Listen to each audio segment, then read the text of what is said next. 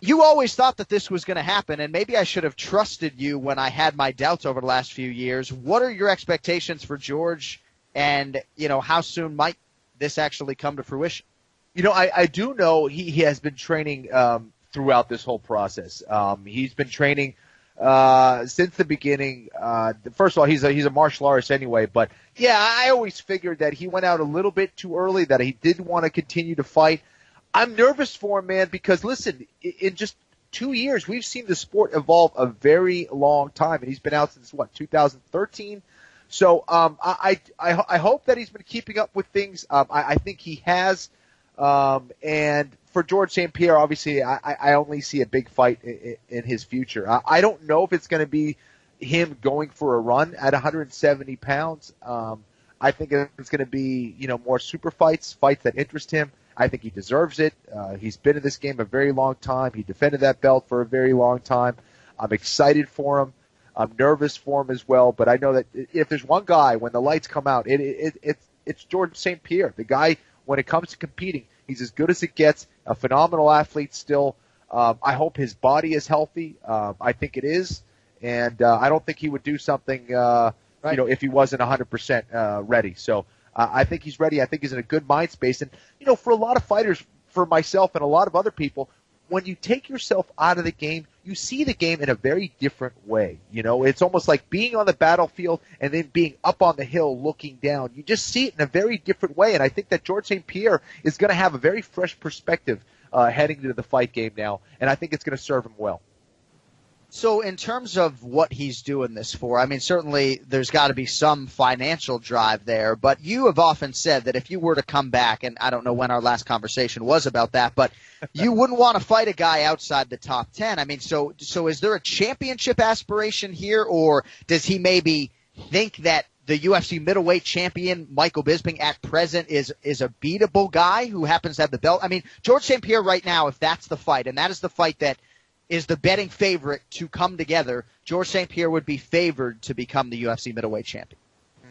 Yeah, no? I think. I think it'd be a tough fight. I mean, Michael Bisping is going to be a tough out for anybody. He's going to be bigger than George St. Pierre. He's a guy that's been extremely active, and that might be the fight that gets put together. I think that for the UFC, who wouldn't want to have George St. Pierre in there as one of the faces, as one of the champs, one of the guys with the belt? And I think that might be one of the things for the UFC to say, hey, yeah, you come back, we want to see you take on a belt holder. We want to see it at 170, or we want to see it at 185 pounds. So maybe that's the choice that's been given to him, but I suspect it's a fight that George St. Pierre feels he can win, and he wants it. So I'm really interested to see who they match him up with. I know Anderson Silva is the one fight they want to see, but I don't know if I want to see that at this point. I feel like that's a fight that should have happened a little while ago.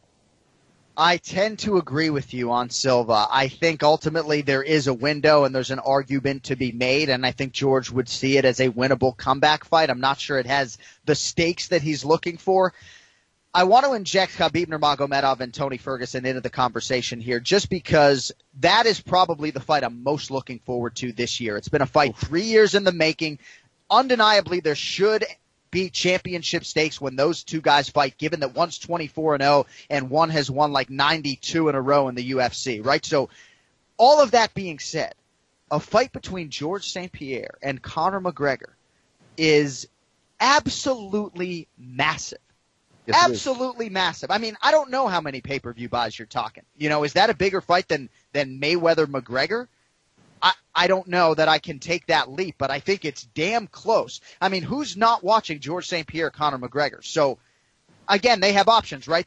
Those guys can carry pay-per-views on their own, but is that not, we used to say Cyborg Rousey was the biggest fight we could make in the UFC. Is the biggest fight we can make right now at present not George St. Pierre versus Conor McGregor? Without a doubt. That's the biggest fight in UFC history right there. I mean, you look at George St. Pierre and what he brings to the table. He was pretty consistent at around 1 million pay-per-view buys, is what I was hearing. And we know what Conor McGregor is bringing in. He's past that right now. So imagine a 2 million buy pay-per-view in the UFC between those two. I think that's a very realistic thing. And with the way the UFC's been doing things, they haven't been waiting around. They've been trying to go for the big game kill right away. They've been trying to put together the biggest fights they can as quickly as possible. That might be the fight. I mean, that's a really interesting fight, man. I would love to see it because Conor McGregor, when it comes to, being able to catch guys when they're trying to take them down or catch them from in close, he's as good as it gets, man. He's a different kind of striker. Now, can he stop that double leg of George St. Pierre repeatedly? Can he stop George St. Pierre from advancing position in his guard and where he can get a submission?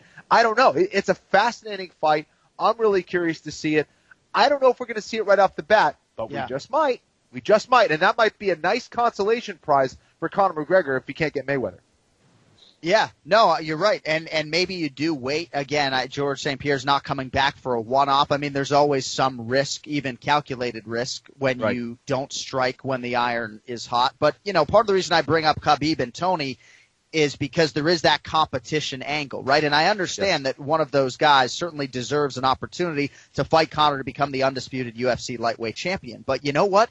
Michael Jordan's coming back to MMA. There's just not a whole lot you can do. I mean, Yoel Romero might get screwed by this. You don't know exactly who is going to end up on the wrong side of this GSP comeback. But, when one of the consensus greatest of all time, I think this is a guy who actually many now consider, because of Anderson's recent run and John Jones's inability to make the walk. I think a lot of people, there's steam now that George St. Pierre is the greatest of all time. And whether he's 1, 2, or 3 in that conversation, Michael Jordan's coming back. And unfortunately for Khabib or Tony, it might delay the winner's shot at Conor McGregor, and Nate Diaz obviously is still in the mix as well. But I don't know, man.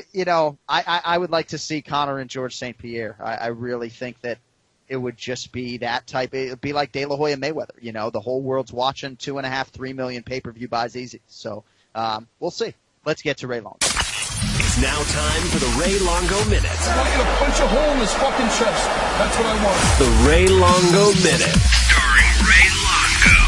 The John Anik and Kenny Florian podcast. All right, Ray Longo now joins us for his weekly segment. So you're at the gym. I know the Tuesday show is kind of throwing you off. So Chris Weidman is late, thus we're getting a few minutes with you this morning, man. How are you? I think that's it. Chris Weidman is late, and we're going to do this. Let's get it going. All right, I'm gonna text Mousasi. I'm gonna send a direct message to Gegard Mousasi that Weidman is late today. Maybe he'll take him lightly or something. I got to tell you, I don't want to jump the gun, but this kid is back on track. I'm loving what I'm seeing, and I can't wait for this fight. I actually wish it was next week. Nice. Yeah, well, April 8th coming up quickly. Well, I just want to grab you today and talk about Eddie Gordon, who is now going to be on this redemption season of The Ultimate Fighter. Ken Flo was going to do it, but he asked for like $750,000, and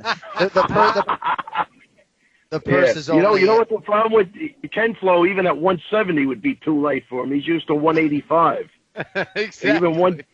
Even one side, Ken Flo, come on, you went to the finals at 85. You could easily do this at 170. Easy. Listen, the real reason, I thought it was going to be at 205. I wanted to do my 5th weight class, so it didn't work out. And yes, I did want about $750,000. They couldn't make it. Yeah, well, 170 was too boring for you.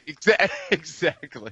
Well, if you have seen the pictures on Kenny Florian's Instagram of him in a Speedo, he looks like a 175 and in shape. Man. So, Ray, Eddie Gordon, released from the UFC October of 2015, returning here on this redemption season. I know he keeps himself in great shape. Is this going to be a welterweight competition for him? Is that right? Yeah, this is crazy, man. I mean, look, when Eddie Gordon first came into the gym, I'm going to say he was 280. He was kind of still messed around with some football stuff. But I'm saying 280. I mean, the fact that this guy left for the show at like 183, 184, ripped up is phenomenal. I mean, I'm blown away with his dedication to, keeping his weight down and always getting better. And this is great. This is crazy. 170. I mean, I don't know what's going on the show. I don't think he's ever done it before.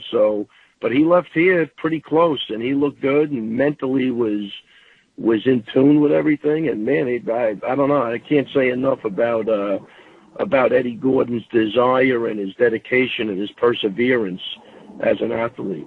Well, it's great. Of course, a big part of the challenge is potentially making that weight 3 or 4 times